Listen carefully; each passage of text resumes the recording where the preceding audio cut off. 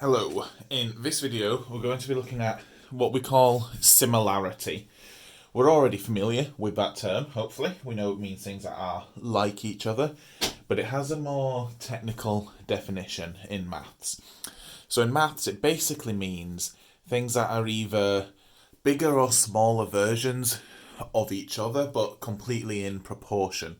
So it's like looking at scale factor if you've done National 4 or seen something like that in S3, and we can do similarity with 2D geometric shapes, triangles, or we can do it with 3D shapes. So first we're going to think about similarity with 2D shapes, which normally always triangles, and then we'll look at it to do with 3D shapes. So what we're looking at properly in this one then is similar triangles. So the important bit that we need to know, the sort of technical definition for when shapes are similar, is that geometric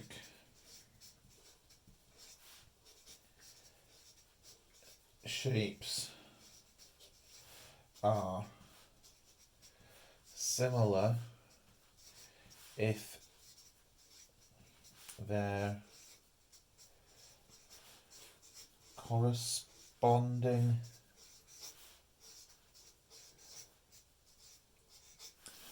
angles are equal. So we're going to be using our FZ rules for angles, and their corresponding sides are in the same ratio. So what we basically mean by that is if everything is proportional, they're similar. And I'll just do a couple of examples like that. So these are the sort of two main types of questions you'll see like this. You'll see a setup that looks like this, or a setup that looks like this. So this idea of similarity only works if you've got these parallel lines. So let's have a look at this one in a wee bit more detail. So basically what we've got here is we've got a small triangle in here, and then we've got this big triangle here. And basically, this smaller triangle is just a smaller version of that big triangle with the exact same angles inside. And the way we know those angles inside are the same are because, look, we've got an F shape here, like this, so this angle here has to match this one.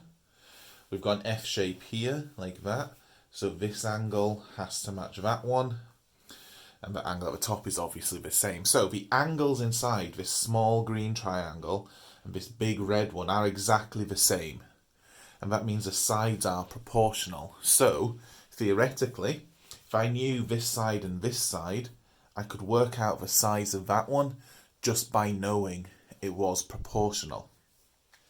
And we have a similar setup with these ones here, because this wee green triangle here is just a proportional smaller version of this red triangle. And again, the reason we know it's proportional is because the angles must be the same. Remember, if you've got a cross shape, the angles opposite each other are the same. So those must be the same. And here, we've got a Z shape. We've got a parallel line coming down like this, and a Z. And remember, the angles inside the Z's match. And we have one going this way as well. So this angle here must match to this one. Because all those angles match, it means perfectly proportional shapes. They are similar, and we can work some things out. Now, why I said it linked to scale factor, from those of you who've seen that before, is because basically what we'll do is we'll have all the information about the smaller triangle, and then we'll scale it up to the bigger one, or we'll have all the information about the bigger triangle and we'll scale it down to the smaller one. And to do that, we'll have scale factors, okay?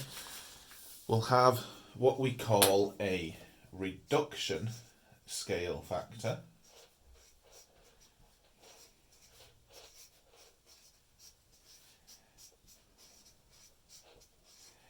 or we'll have an enlargement scale factor. Is this? Oh, I'm going to have to move this up a bit, sorry, so we can see it.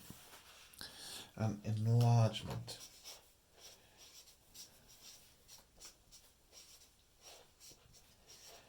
scale factor. This will make a lot more sense when we look at an example, but we do need to know how to work out these scale factors. So the reduction scale factor, just remember that will be the small number divided by the big one, and the enlargement scale factor, that will be the big number divided by the small. So let's look at some examples of this so it starts making a bit more sense. So we've got an example here, just like one of the ones from before, but we've put numbers on it now, and we're going to say that we're trying to find out what size this line here, x, is. And we know that this big triangle is this size and the smaller one is that. So the first step here would be to draw each of these triangles out as the separate individual triangles that they are, to make this a little bit easier. So we first draw out that little triangle. Well, that's got x there and 7 centimetres there. Then our bigger triangle has got 14 centimetres here, and it's 7 plus 8, this bigger one, so it's 15 centimetres there. This next little step is less important for this example, but a very good habit to get into, is to mark in it which angles match up to each other, are corresponding. So imagine we had our F here like this. Well, this angle here is going to be the same as that, so that means this angle is the same as this angle. We'd also have the F coming down this way, so this angle in the big triangle is the same as this angle in the small triangle, and that means this top angle there must be the same as that top one there. That's not super important for this actual example, because here the next step is quite obvious, but for some other examples we really need that. So the next step is to say which sides correspond to each other, which ones match up. And so we can say here that this side x, well, that's the same as the 14, isn't it? What we're looking for is what side of this small triangle, what does that match to on the bigger one? So we say that x corresponds to 14, because that 14 side is just a bigger version of the x side. And then this 7 side on the wee triangle, well, that's just a smaller version of this 15 side. So 7 corresponds to 15. Right, so we found out which sides correspond. We've marked our angles that match. So the next thing to do is our scale factor, is work out what's actually going on here. And we have to identify whether we want an enlargement scale factor, is our shape getting bigger, or a reduction scale factor, is our shape getting smaller. And the way we do that is based on the x we're looking for. So we do that based on where the x is. The x we're trying to find out, that's part of the smaller triangle, so that means we use a reduction scale factor. I'm just going to write RSF for reduction scale factor. And remember, what we wrote down before. The reduction scale factor is the small over the big, and we use the corresponding sides we have. So we can say, okay, well, 7 corresponds to 15. So 7 is our small, 15 is the big, and that's our reduction scale factor.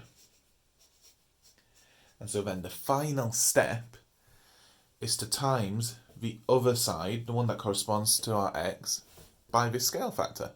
Okay, and we're going to say, okay, well, we times 14 by this reduction scale factor, and that makes it into x. Okay, so to find out x, we do x equals 7 over 15, our reduction scale factor, times by 14. Then we can pop that on our calculator, and if we do that, go into 2 decimal places, we get 6.53 centimetres. Right, that's everything we need to know for this. I'm going to do another example just of this basic triangle one before doing any of the sort of other ones, because I'm aware you're on holiday, okay, it's harder to ask for help with this, so actually we're just going to focus on this basic one first before we go look at anything else. So I'm just going to pause for a second, and I'm going to draw down another one like this, but this time where we have to use the enlargement scale factor. So now in this question, again, we're trying to find out the side of one of the triangles, but it's this bottom side. Our first step, however, will be exactly the same. Draw out the 2 triangles we have individually, just to make it clear, because when they're joined up like this, it can be a bit confusing. So first, our small triangle, well, that's 7 here and 6 here. And then our big triangle, well, that's 5 plus 7, that's 12 here, and x here on the bottom. Next, just to get in the habit of it, because it will be useful later on, mark on which angles match up. So, with these triangles inside each other, it's always really clear. The top angles will correspond to each other, these bottom left ones correspond to each other, and then the bottom right do. Now, not hard here, but good habit to get into. Then we have to identify which sides correspond. Again, it's fairly simple for one like this. Well, our big side here, x, well, what side in the smaller triangle does that correspond to? Well, that's just a bigger version of this 6, isn't it? And then this side here, our 12, well, that's just a bigger version of the 7. So we say 12 corresponds to 7. Next, are we going to reduce the shape or make it bigger? Well, here, the x we're trying to find out is in the bigger triangle. So that means we're looking for an enlargement scale factor. And enlargement scale factor, that's big over small. And then we just sub in, using a corresponding side that's got all the information in. So the big one here would be 12, the small is 7, and then for the final step, to work out our x, what we do is we take that scale factor we've worked out, I'm just going to budge this up a little bit, and we times that by the side x corresponds to. So we're saying x is a bigger version of 6, and it's 12 over 7 times bigger. So we pop that in our calculator, and we're going to do 12 divided by 7 times 6. And then again we'll go to 2 decimal places. That's going to give us 10.22 metres. So we did the exact same things here. Our steps are always make sure we're clear on what our 2 triangles are, make sure we're clear on what angles correspond and what sides correspond to each other. Pick whether we're going to get an enlargement scale factor, that's if the side we're after is in the bigger triangle, reduction scale factor if the side we're after is in the smaller one, then sub in and just times that by your other side. So hopefully that was all understandable. I know this is slightly strange, it is an odd concept, so if you have any questions, you know how to get in touch with me. Thank you for watching.